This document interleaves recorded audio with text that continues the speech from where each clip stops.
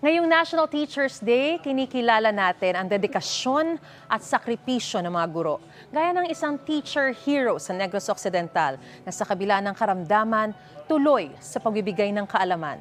Tila walang iniindang sakit ang 32 taong gulang na si Teacher J.R. Ledesma o si Sir Jaja para sa mga estudyante niya sa Bagos City Elementary School. Halos 7 taon na siyang natuturo ng industrial arts at computer subjects. Ganito katagal na rin niyang iniinda ang kaniyang chronic kidney disease.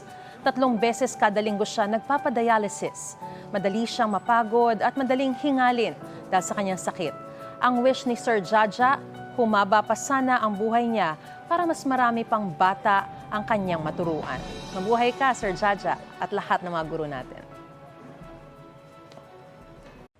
Mga kapuso, para una ka sa mga balita, mag-subscribe sa GMA Integrated News sa YouTube. Sa mga kapuso abroad, subaybayan niyo po kami sa GMA Pinoy TV at sa www.gmanews.tv.